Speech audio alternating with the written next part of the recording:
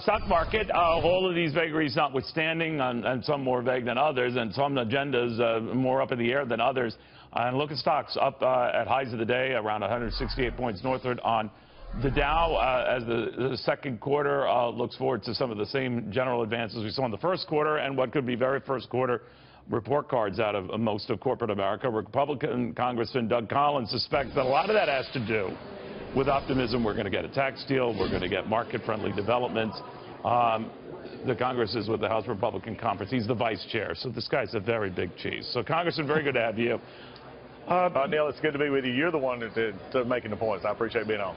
Well, let me ask you then, sir, when you hear this and you see what the markets are doing and you're seeing that there's optimism here, that they're going to get what they want, they're going to get those tax cuts, maybe even a rework of the repeal and replace on Obamacare.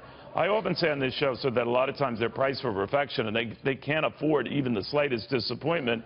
But that's a lot to expect, and all by the summertime. What do you think? Well, I think it's not just a lot to expect in general, the big things that we could do here. But I think we need to go back to the start of January. I was in my district recently talking with a business owner, and he said this. He said, Doug, I went out and bought 2 forklifts for $50,000. I've been holding off. He said, but my business is picking up. He said, I feel an economy trying to make a comeback, and he is in an industry that would be more disposable income, if you would. But it says that there's something coming back in these kind of industries. It says that through regulatory reform, through getting the government off our backs.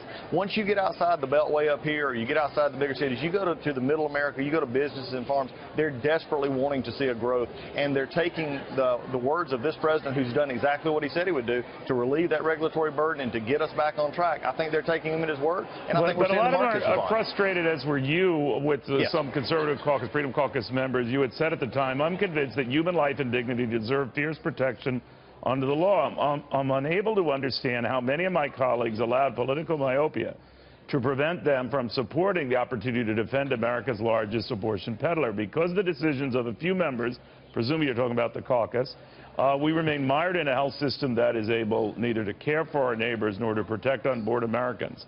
If they don't change on these positions, we're going to revisit this all over again, right?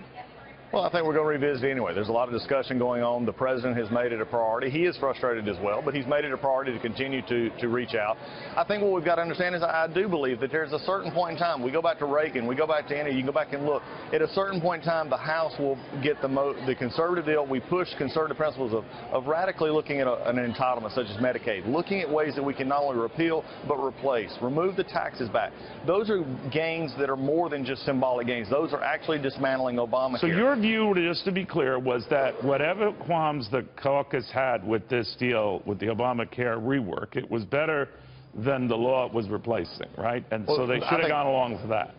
Well, I think that was a given. It was better than what we replaced. Obamacare is a dismal failure. Everything we had was a much better improvement. There were some others who felt that you could take and add things. We did that up until the end.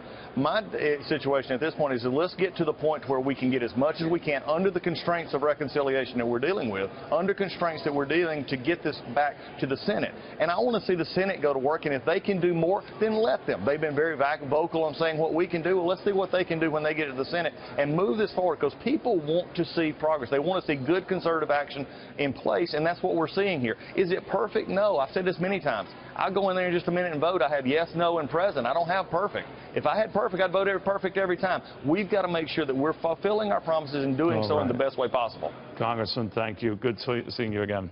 Neil, it's always good to see you. Take care.